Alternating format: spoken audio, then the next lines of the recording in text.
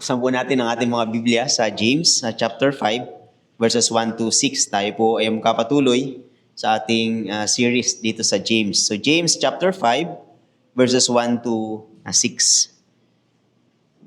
Ito ang sinasabi ng salita ng Panginoon. Come now, you rich, weep and howl for the miseries that are coming upon you. Your riches have rotted, and your garments are moth-eaten. Your gold and silver have corroded, and their corrosion will be evidence against you, and will eat your flesh like fire. You have laid up treasure in the last days. Behold, the wages of the laborers who mowed your fields, which you kept back by fraud, are crying out against you. And the cries of the harvesters have reached the ears of the Lord of hosts. You have lived on the earth in luxury and in self-indulgence. You have fattened your hearts in a day of slaughter. You have condemned and murdered for the righteous person. He does not resist you. Let us pray.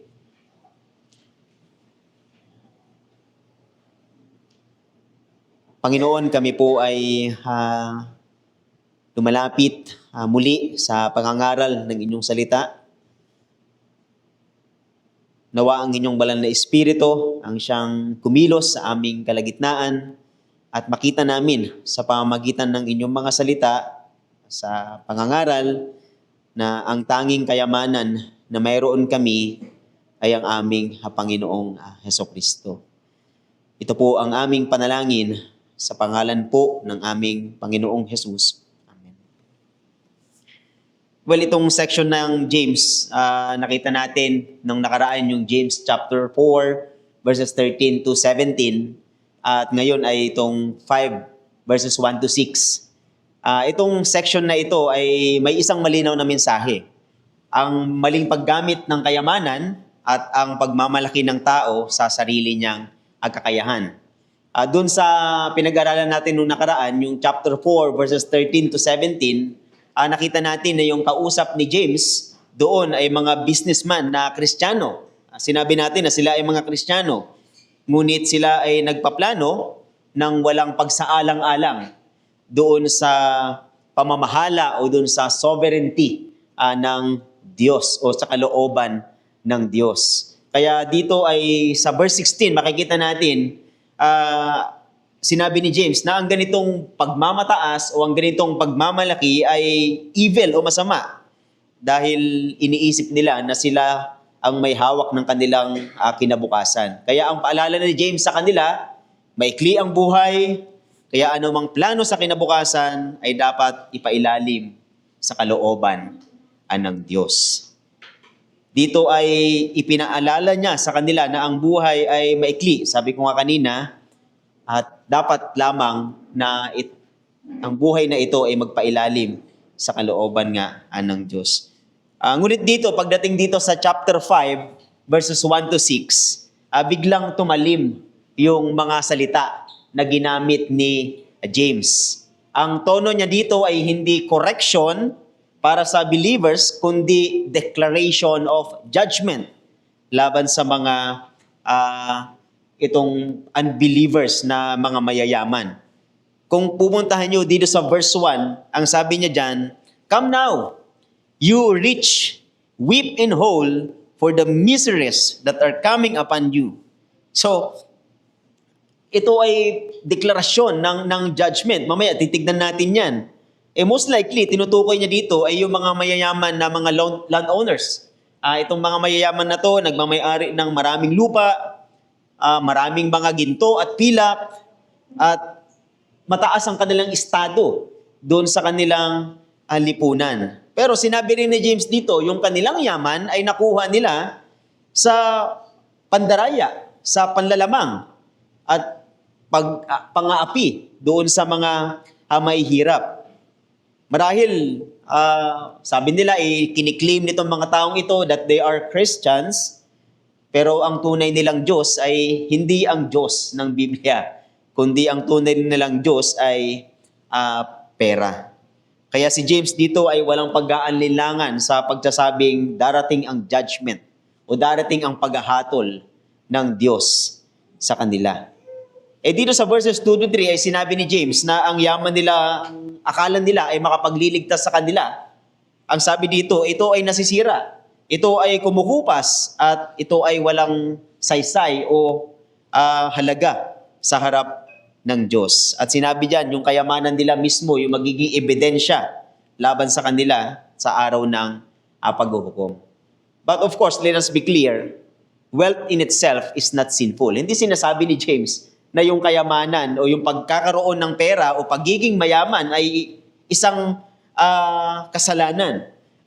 Kung babalikan nyo sa Bible, maraming mga mayayaman na pinagpala ng Diyos. Ang iba ay mga great men and women ng Biblia. For example, nandyan si Abraham, nandyan si Job, si Joseph the Dreamer sa Old Testament. Sa New Testament, nandyan si Joseph of Arimathea, si Philemon. They are rich and wealthy sa Biblia. Well, ang kapahayagan ng Biblia, ang nagbibigay ng pagpapala ay ang Diyos. According sa Deuteronomy 8 verse 18, ang sabi doon, "You shall remember the Lord your God, for it is He who gives you power to get wealth." So ang Diyos ang nagbibigay ng yaman. Sa Proverbs 10 verse 22, sinasabi doon, "The blessing of the Lord makes rich, and He adds no sorrow with it." So hindi masama ang magkaroon ng pera o makatanggap ng pagpapala galing sa Diyos because it is an expression of His kindness. Well, ang concern ng Diyos ay kung paano mo nakuha yung yaman at kung ano ang ginagawa mo sa iyong yaman. Ang Biblia, ang sabi, ang kayamanan ay stewardship o ito ay pananagutan na ipinagkaloob ng Diyos sa atin.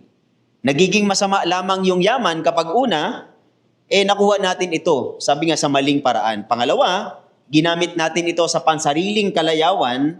Pangatlo, kapag mas minahal natin ang yaman na ito, higit sa pagmamahal natin sa Diyos. Katulad ng warning ni Apostle Paul sa 1 Timothy 6 verse 10. Sabi doon, "For the love of money is a root of all kinds of evils. It is through this craving that some have wandered away from the faith and pierced themselves with many pangs." So itong pagmali ang paggamit ng yaman, ang sabi ni James, it leads to evil. At ang masama pa niyan, hahatulan ka dahil dito. Kaya dito ay tinuturo ni James na hindi sa pagkakaroon ng kayamanan ang kasalanan, kundi ang pag-ibig sa pera. A love that draws people away from serving God. Kaya ang passage na ito ay warning against those who misuse their wealth, turning God's blessing into tools for their own gain. Ang mensahe na ito ay sulat talaga ni James para sa mga unbelievers, para sa mga wicked na mga wealthy na mga unbelievers. Pero ang tanong, kung ang sulat na ito para sa kanila, anong benefit sa atin nitong sulat na ito? Ano makukuha nating kapakinabangan sa sulat na ito? Ang sabi nga, yung iba ay ini-skip ito dahil hindi naman para sa akin yan. Para sa mga unbelievers naman yan. Wala naman ako mapapakinabangan dyan. Pero kapag naunawaan natin kung paanong paraan yung pagkasulat ni James dito, baka makikita natin na ito ay may makukuha din tayo dito. Well, itong passage na ito is a figure of speech kung saan ay ina-address ni James ang isang grupo para sa benefit o sa kapakinabangan ng isang grupo. Kumbaga kinakausap ni James itong mga non-Christians upang kapag narinig ng mga Christians ay makinabang sila dito. Si Calvin ay nagbigay ng dalawang dahilan dito para sa kapakinabangan ng mga mananampalataya. Unang-unang, sabi niya, James has a regard to to the faithful, that they, hearing of the miserable end of the rich, might not envy their fortune. Minsan kasi, di ba, ang daling sabihin na kapag mahirap ang tao at may pag-uusig, may paghihirap na nararanasan, ang daling sabihin na kung mayaman lang ako, hindi ko sana mararanasan ang mga bagay na ito o ang mga ganitong problema. Maaari tayong matukso na maging mayaman at isipin na ito yung solusyon o sa lahat ng ating mga pinagdadaanan. So kaya isinusulat ni James ito upang ang mga believers na makakarinig nito ay hindi kainggitan itong mga ganitong klase ng tao. Pangalawa, sabi ni Calvin, knowing that God would be the avenger of the wrong they suffered, they might with a calm and resigned mind bear them. Upang sila na nakakaranas ng mga oppression nitong mga mayayaman na ito ay magiging payapa ang puso. Dahil alam nilang ang Diyos ang gaganti sa mga injustices na kanilang nararanasan. They will be encouraged to be faithful and endure, knowing that in due time, God will judge the wicked. So yan yung pakinabang natin ng mga mananampalataya dito sa passage na ito patungkol sa mga wicked, mga unbelieving na mga wealthy people na ito. Kaya yung mensahe na nais kong sabihin dito ay the rich who gain wealth through injustice and neglect the poor will someday face God's coming judgment. Ito ay simpleng mensahe lamang. The rich who gain wealth through injustice and neglect the poor will face God's coming judgment. At dalawang bagay lamang ang nais kong sabihin dito. Unang-una ay yung condemnation to the wicked rich. Yung paghatol doon sa masamang mayaman. Basahin ko uli yung sinabi dito sa verse 1, come now, you rich, weep and howl for the miseries that are coming upon you. So yung binanggit na ni James dito, sinabi ko na ito ay judgment sa mga wealthy landowners na nagdudulot ng paghihirap dito sa mga anak ng Diyos. Yung mga salitang weep and howl ay kadalasang ginagamit sa Old Testament at ang inilalarawan nito ay ang pagdadalamhati ng mga hindi mananampalataya sa araw ng paghukom. They will weep, sila ay iiyak at sila ay mananangis. Yung salitang weep dito, ang ibig sabihin nito ay to sob out loud. Sob yung, di ba, ngunit maingay. Ito ay ginamit ng Biblia, yung weeping, madalas ginagamit ng Biblia ito kapag ang isang tao ay namatayan, ay katulad nung sa Luke 7, 'di ba, si Lazarus, yung iyak ng pagdadalamhati. Ginamit din yung weep doon sa kapag naranasan ng matinding kahihiyan dahil sa kasalanan. Katulad nung sinful woman doon sa Luke 7 verse 38. Tumulo ang kanyang luha. Kung babalagan natin dito sa 4 verse 9, ginamit din yung parehong salita na weep. Pero ang pinapatukuyan doon yun ay pag-iyak ng pagdadalamhati at pagsisisi.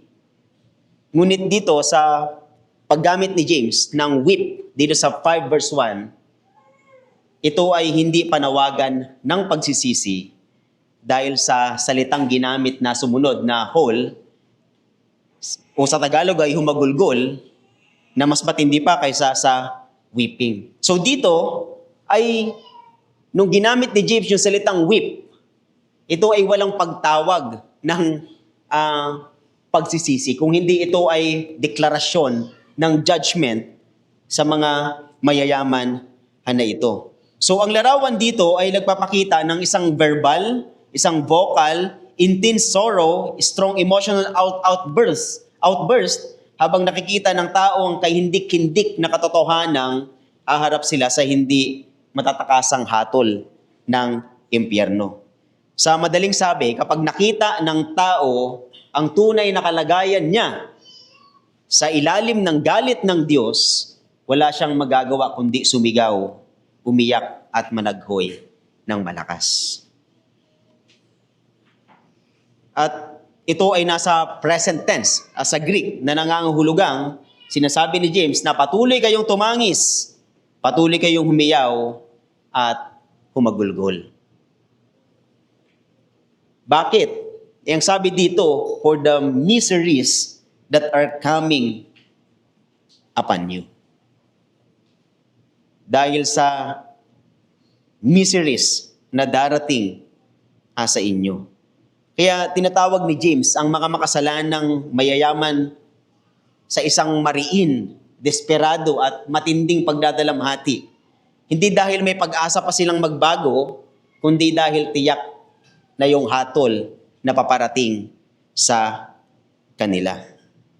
Yung sinasabi dito, habang itong mayayaman na ito ay namumuhay sa karangyaan at kasaganahan, patuloy na sasapit sa kanila ang mga kapighatian sa buhay na ito at maging sa kamatayan.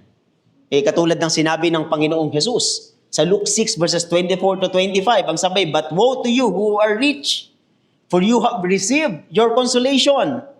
Woe to you who are full now, for you shall be hungry. Woe to you who laugh now, for you shall mourn and weep."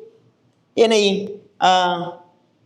the judgment din doon sa mga mayayaman na unbelievers, mayayaman na gumagawa ng masama. Well, sa panahon ngayon, nakakalungkot na maging tayo man o maging ang mga o tayo man ay madalis malinlang nitong pagyaman. Iniisip natin na kung magkaroon lang tayo ng mas maraming pera, magiging maayos na ang lahat. Well, yung sinasabi ni James dito, tandaan natin that it is difficult to possess wealth without being drawn into a temptation. Kapag ang puso ng tao ay puno ng kasaganahan, anong nangyayari? Madalas ito ay nauuwi sa pagmamataas. Madalas ito ay nauuwi sa self-indulgence at pagkalimot sa Diyos. Kaya nga, katulad ng sinabi ng Panginoong Jesus sa Matthew 19 verse 24 sa kanyang mga disipulo, "It is easier for a camel to go through the eye of a needle than for a rich person to enter the kingdom of God." Again, hindi ko sinasabing hindi kayo mangarap na yumaman. Hindi ko sinasabing wag niyong kayo magsumikap para yumaman. Ngunit ang paalala ng Biblia, in times of abundance, we must guard our hearts carefully. In times of abundance, we must guard our hearts carefully. It is not a sin to have riches, but it is a sin when riches have us. Kaya, imbis na hangarin natin na magkaroon pa ng yaman, dagdagan pa kung anumang yaman na mayroon tayo, kung anong meron tayo, itinatawag tayo ng Biblia o tinatawag tayo ng Diyos na makontento. Tulad ng panalangin ni Agur, hindi ba, sa Proverbs 30 verses 8 to 9, sabi niya, "Give me neither poverty nor riches. Feed me with the food that is needful for me, lest I be full and deny you and say, 'Who is the Lord?'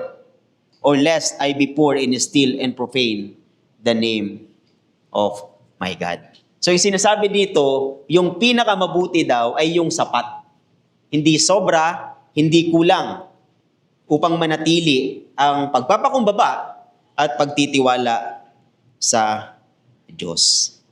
Ngayon, ano ang dapat nating gawin? O anong dapat gawin ng isang mananampalataya na pinagpala ng Diyos? Lahat tayo ay pinagpala ng Panginoon. Hindi man tayo mayaman, ngunit ang masasabi natin na tayo ay pinagpala ng Diyos. Ang tanong dito ay itatapon na lang ba natin kung may sobra man sa atin? Anong gagawin natin dyan? Well, una, let us value riches less. Hold them with an open hand. Sabi nga, do not let what you possess become your master or your joy. Wag mong ilagay dyan yung iyong buong tiwala. Wag mong isipin na yan lamang yung makapagbibigay sa iyo ng kaligayahan. Walang kayamanan sa lupa ang makapagliligtas sa atin. At walang kayamanan sa lupa ang dapat maging kapalit ng Panginoong Hesukristo. Kaya wag mong hayaan na sirain nito ang iyong puso at pananampalataya. So yan ang una. Pangalawa, do more good. Gumawa ka pa ng mas maraming kabutihan. Ang kayamanang kadalas ay nagiging daan ng kasalanan, gawin nating daan sa paglilingkod at pag-ibig.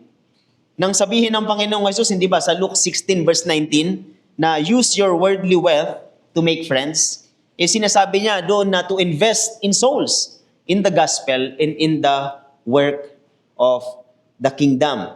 Yan naman yung sinabi ni Apostle Paul sa 2 Corinthians 9 verse 8, which is kung ano yung purpose, kung bakit pinagpapala ng Diyos, kung bakit ibinibigay ng Diyos yung provision ng kanyang mga anak. Ang sabi dito sa 9 verse 8, and God is able to make all grace abound to you, so that having all sufficiency in all things at all times, you may abound in every good work. Yung having sufficiency dito in all things at all times, ang sabi, ito ay material things.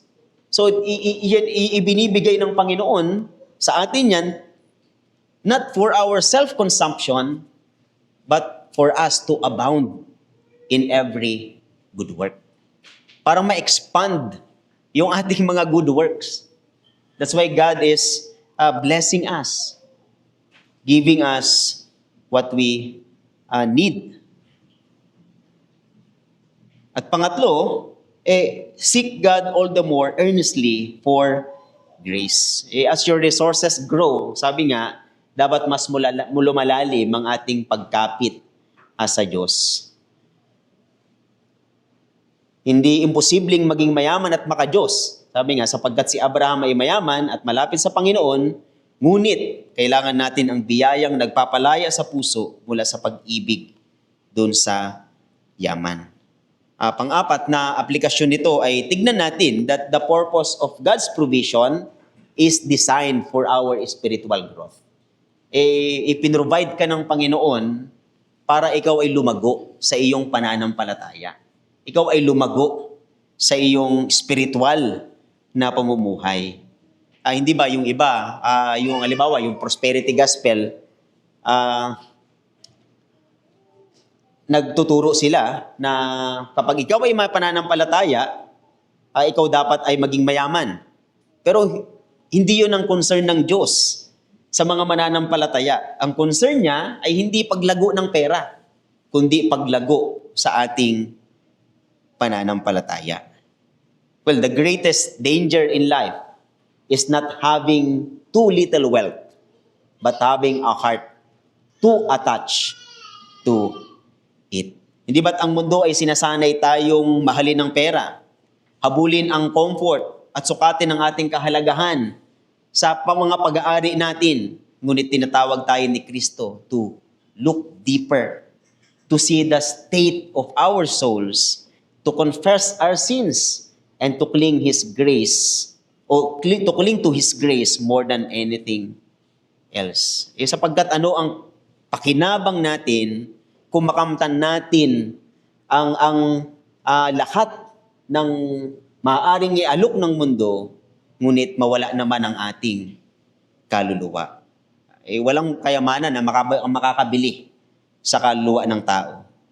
Tanging ang Panginoong Jesucristo lamang ang nagbayad nito sa cross ng Kalbaryo. And because He has brought you with His precious blood, His desire is not that you hunger for riches, but that you hunger for Him. Yan naman ang nais ng Diyos. Naway turuan tayo ng Panginoon na higit na magnasa sa kabanalan kaysa sa kayamanan, ng biyaya kaysa sa kapakinabangan, at kay Kristo kaysa ano pang maibibigay ng mundong ito. Sabi nga, riches may whisper promises of happiness, security and freedom from fear, yet these are empty and fleeting. Only Christ can give true joy that satisfies, security that never fails, and freedom from fear that endures eternally. So, let us fix our eyes on Christ, not on, hindi doon sa mga inaalok ng mundo. Because He is the only treasure that neither fades nor fails. Pangalawa dito na makikita natin is yung indictments ni James dito sa mga mayayaman na ito. Ito yung mga rason kung bakit sila hahatulan. Dito ay sa verses 2 to 6, idinitalye ni James kung bakit darating yung judgment sa mga mayayaman na ito. At apat na indictment yung makikita natin dyan. Unang-una, James indicted them for hoarding. Familiar tayo dyan sa salitang hoarding, lalo na dito sa Pilipinas. Maraming mga businessman na nag-hoard at mababalitaan na lang natin na bulok na yung ano man yung kamatis, yung carrots, yung bigas, inaamag na, hindi na napakinabangan. Well, dito sa verses 2 to 3, yan ang tinupuntirya ni James, yung pag-hoard. Ang sabi dito sa verses 2 to 3, your riches have rotted and your garments are moth-eaten, your gold and silver have corroded, and their corrosion will be evidence against you and will eat your flesh like fire. You have laid up treasure in the last days. Yung salitang hoarding dito, ibig sabihin yan, to store in a safe place. Ilagay mo sa ligtas na lugar. Iniisip niya yung mga taong nakatuon ang buong buhay doon sa pag-iipon, sa pag-iimbak ng kanilang kayamanan. Nung panahon ng agrarian in ancient world ay may tatlong kategorya ng yaman yung mga tao. Unang-una ay yung grain, yung mga butil, yung sa mga kanilang mga yung pagkain. Yung riches dito ay tumutukoy ito sa grain. Naalala niyo yung mayaman sa Luke 12, hindi ba? Dahil wala na siyang mapaglagay ng mga ani niya, naisip niya na maggawa ng mas malalaking kamalig at magtayo o gumawa at doon niya titipunin ang kanyang mga butil. Dahil isa yon, yung butil, yun yung isa sa mga sukatan ng yaman noong panahon nila. Pangalawa is yung garments, yung mga damit. Sa sinuunang panahon, yung mga kasuotan ay hindi lamang para sa pang-araw-araw na gamit. Ito ay simbolo din ng kanilang dignidad. Ito ay simbolo ng kanilang estado sa lipunan. Simbolo ng kanilang kayamanan. So ito yung kanilang mga garments ay vital sa kanilang social status upang manatili sila sa kanilang community. Pangatlo ay gold and silver. Yung mga ginto at pilak. Bagaman hindi naman kinakalawang yung ginto, di ba? At yung pilak, pero gustong sabihin ni James na maging ito man ay temporal lamang. So ang punto ni James ay ito. Isang kasalanan at isang kahangalan ang mag-imbak ng pera, ng damit at pagkain, kung ang lahat ng ito ay nabubulok, kumukupas at naglalaho. At sabihin man nating manatili ay ang mga bagay na yan, pero tayo hindi. Ang tao ay lilipas. Ang tao ay mamamatay. At dito ay sinabi ni James, dahil sa ginagawa ninyong ito, this will be the evidence against them. Dahil sa mga maling paggamit nila ng mga ito. Bakit? Dahil sa halip na gamitin nila ang kanilang naipong kayamanan upang tulungan ang mga mahihirap, iniimbak lamang nito hanggang masira at mabulok. Hindi itinuturo ng Biblia na mali ang mag-impok, na mali ang mag-ipon, o maging maingat tayo sa paghahanda para sa ating kinabukasan at mga pangangailangan, yet malinaw na ipinagbabawal ang excessive, yung sobra-sobra na pag-accumulate ng kayamanan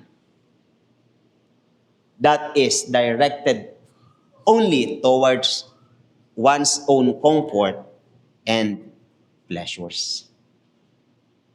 Ang sabi dito, in the last days, before Christ's return, James reminds them or us na ang earthly riches are only temporary.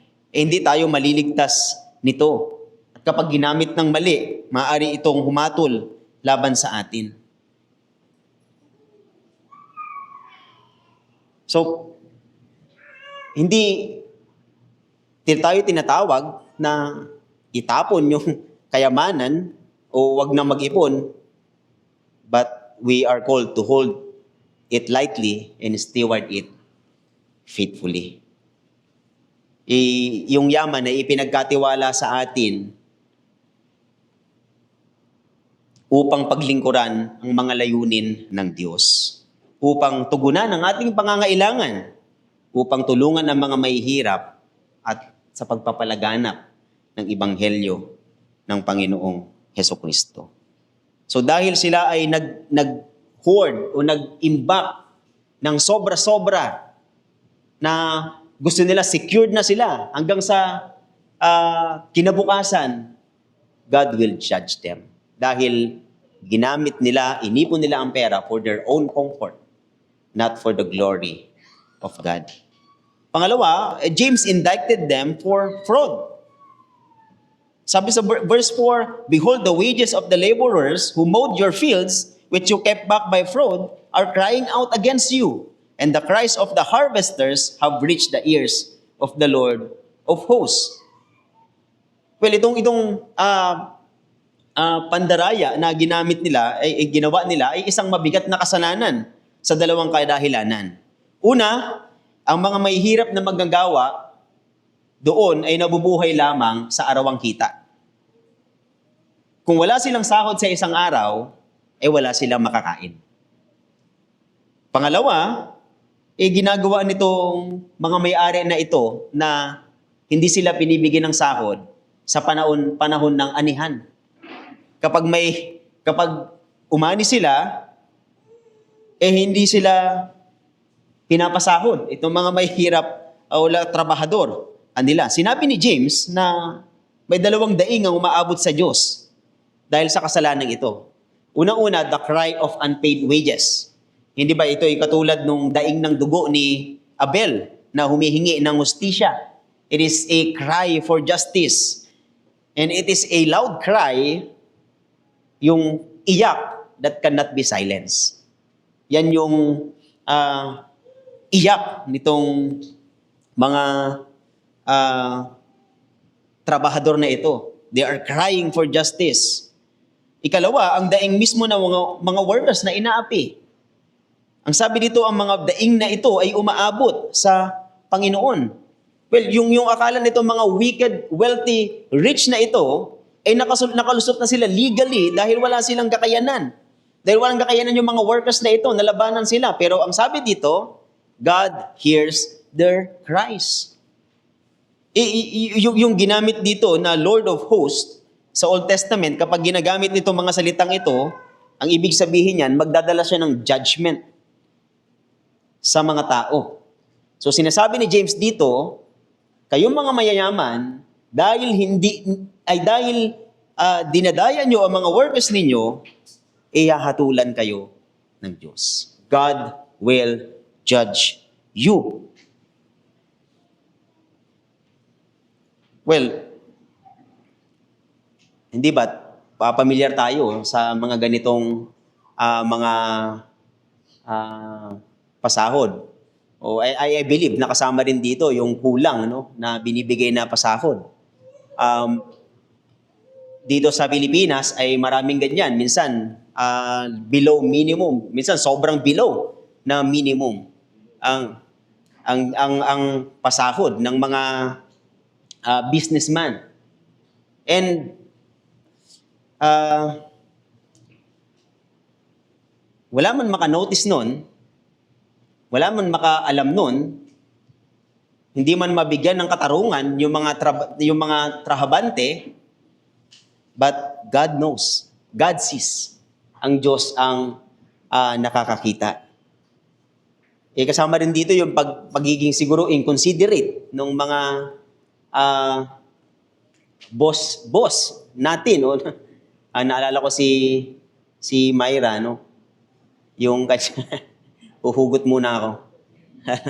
Alam ko si Myra, yung boss niya, nung sinabi niya sa akin yung problema niya, sabi ko, sa isip ko, napaka-inconsiderate ng boss mo. Well, alam ng Diyos yun. It will not go unheard. God hears the Lord Almighty, the Lord of hosts, hears the cries of these laborers. And God will judge them because of their action, o dahil sa kanilang kasamaan, o sa kanilang ginagawa. Ang sabi nga, when you think no one understands or sees what you are experiencing, God sees. Nakikita ng Diyos. So pangatlo dito, He indicted them for self-indulgence. Ang sabi sa verse 5, you have lived on the earth in luxury and in self-indulgence, you have fattened your hearts in a day of slaughter. Dito ay sinabi ni James na ginamit nila yung kanilang yaman para magpakasawa sa karangyaan. At ginamit nila yung kanilang yaman para sa pansariling kasiyahan. Dahil ganito ang kanilang lifestyle, ang sabi ni James, you have fattened your hearts in a day of slaughter.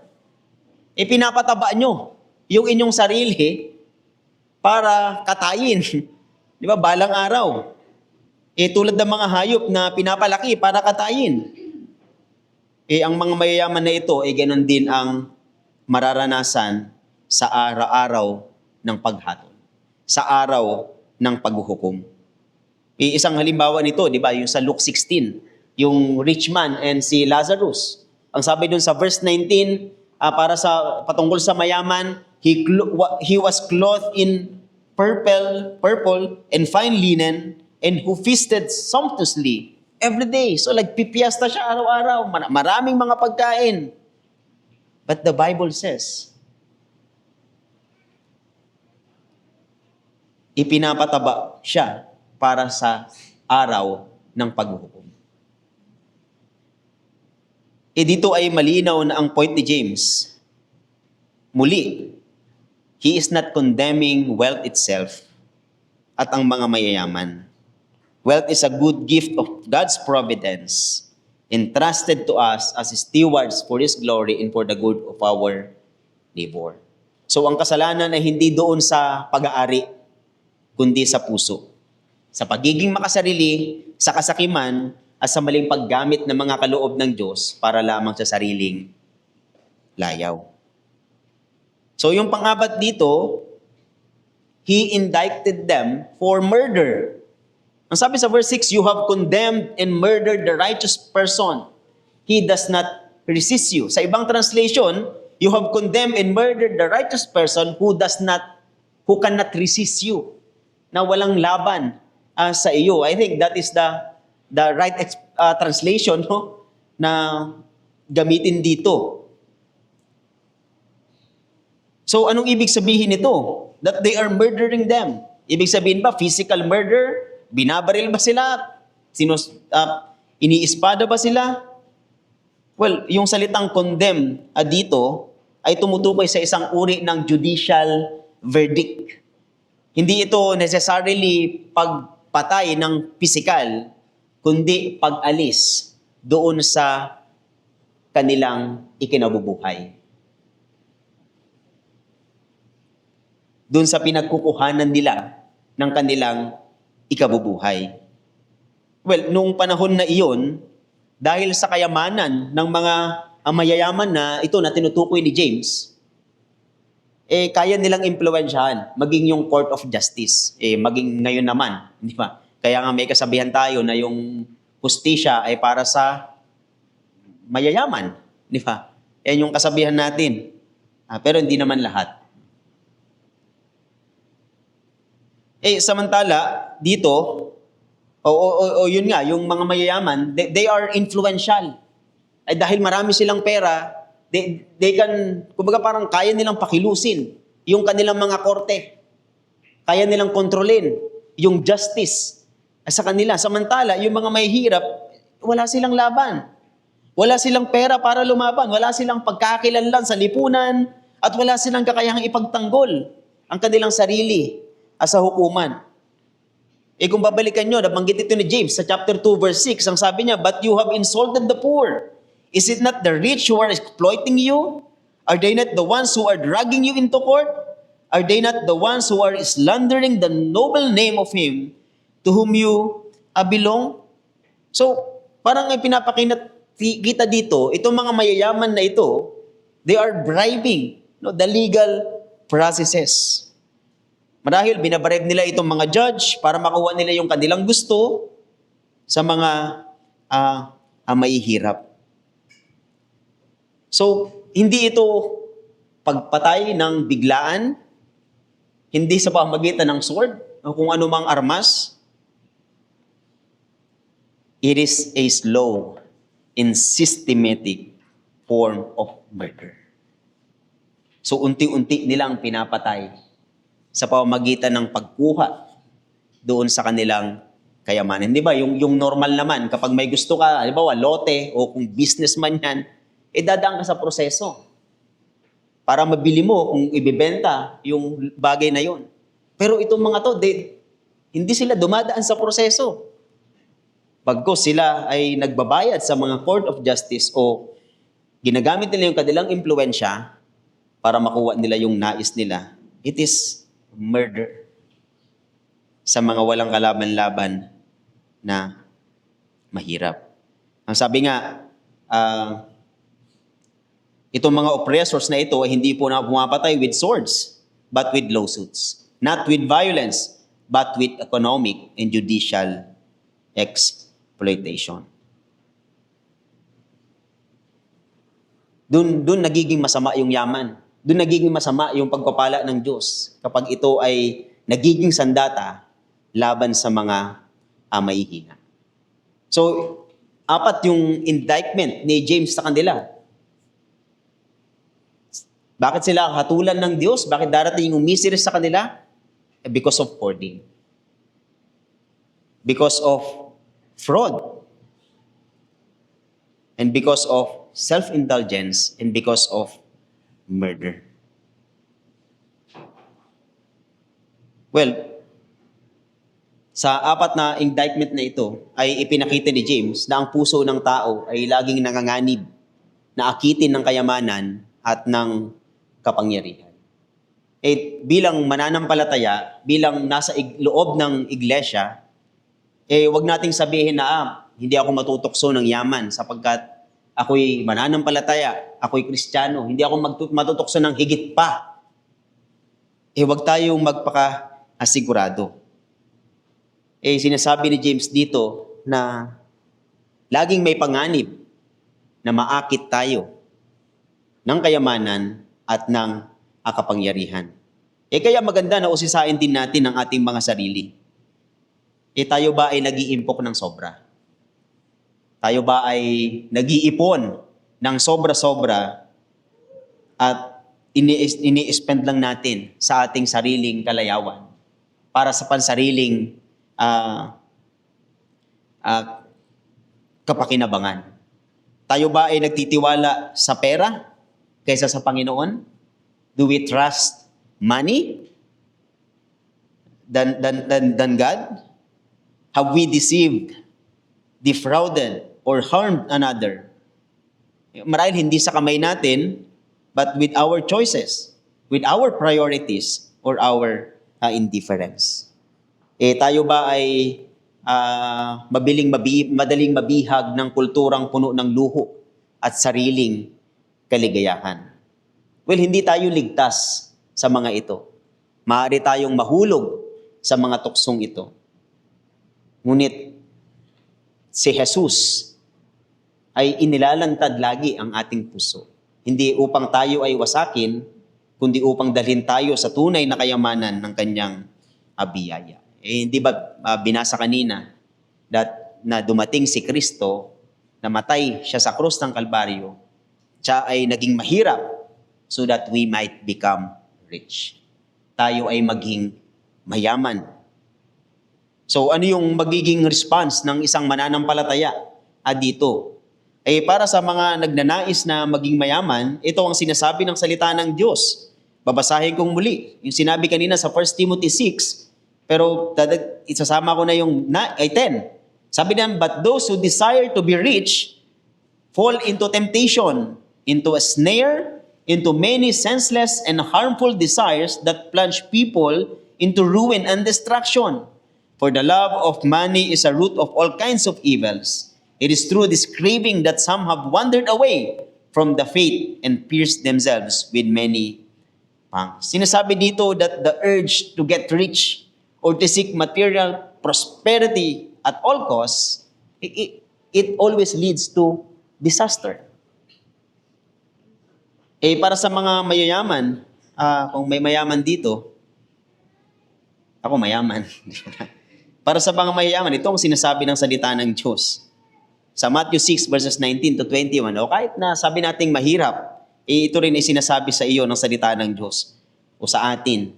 Do not lay up for yourselves treasures on earth, where moth and rust destroy, and where thieves break in and steal. But lay up for yourselves treasures in heaven, where neither moth nor rust destroys, and where thieves do not break in and steal. Kung mag-impok tayo, kung mag-iimpok tayo ng kayamanan doon sa kaharian ng Diyos. Dahil doon walang makakanakaw ng ating mga iniimpok. Doon ay hindi kakalawangin. Doon ay hindi mabubulok. Huwag nating hayaan na ang alok ng sanlibutan ang magdikta ng direksyon ay ng ating puso. Ang disipulo ni Kristo ay hindi nag-iipon upang magpakasarap, kundi upang maging kasangkapan ng good works, ng katarungan at ng pagmamahal. Ang sabi nga, tayo'y tinawag hindi sa buhay ng pagwawaldas, kundi sa buhay ng bukas palad na paglilingkod. Kaya muli ay paalala, hindi masama ang yaman, hindi masama ang maging mayaman, hindi masama ang maghangad na mangarap na ikaw ay maging mayaman. Ngunit ito ay nagiging masama kapag ang mga pagpapala ng Diyos sa atin ay ginamit lamang natin sa ating pansariling comfort, sa ating pansariling layaw. Bagkus, dapat ang tugon ng mananampalataya sa mga pagpapala ng Diyos ay gamitin ito sa paglilingkod sa Diyos, sa pagtulong sa mga mahihirap, sa paggawa ng mga mabuti, upang itong mga kayamanan na ating inimpok ay hindi mabulok doon sa kaharian ng Diyos. At nawa ay si Kristo ang manatiling pinakamahalagang kayamanan ng ating mga puso. Naway turuan tayo ng banal na Espiritu na pahalagahan si Kristo higit sa anumang kayamanang makikita natin dito sa lupa.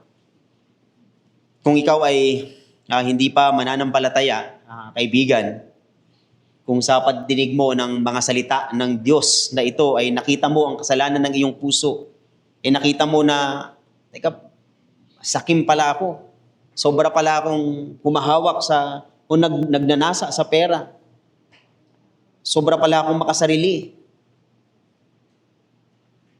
sobra ko palang pinagtitiwalaan yung kayamanan, yan ay dadaan sa hatol ng Diyos balang araw.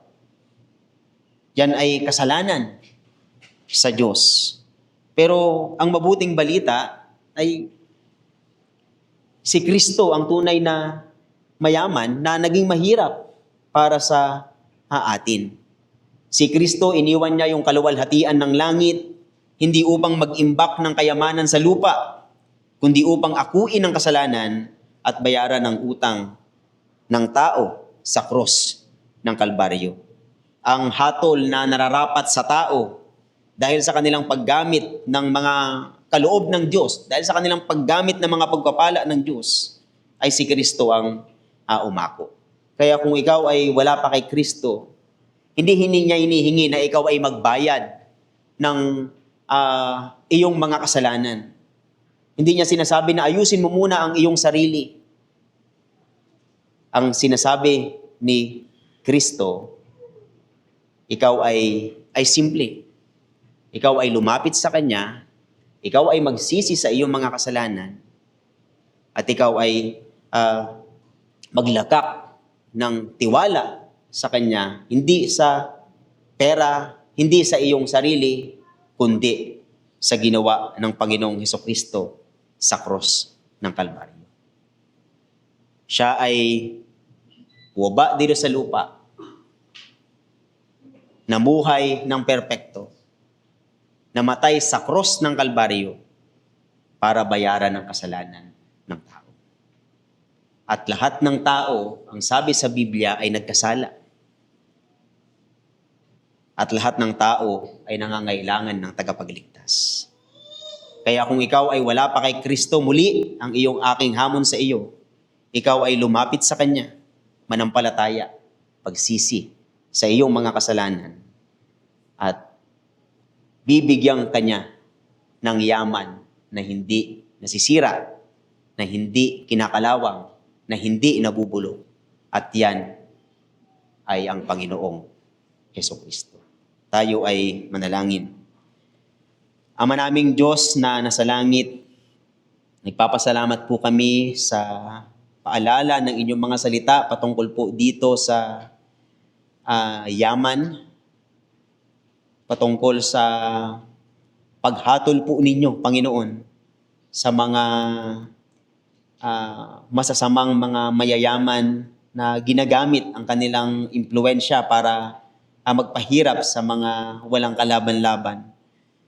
Nawa, O Diyos, ay hindi kami maging katulad nila sa inyong biyaya. Ngunit kami, Panginoon, ay patuloy na maging kayamanan namin ang Panginoong Hesukristo, na siyang buwaba dito sa lupa, naging mahirap, namatay sa krus ng Kalbaryo, upang kami na mga sumampalataya sa Kanya ay maging mayaman. Tulungan niyo po kami, Panginoon, na patuloy na mag-imbak ng mga kayamanan sa langit. Tulungan niyo po kami na gamitin yung mga pagpapala ninyo sa amin para sa inyong kaluwalhatian. At ganoon din po, Panginoon, kung mayroon pumampong hindi sumasampalataya dito sa aming kalagitnaan, kayo, O Diyos, ang magpakita ng kanyang kasalanan.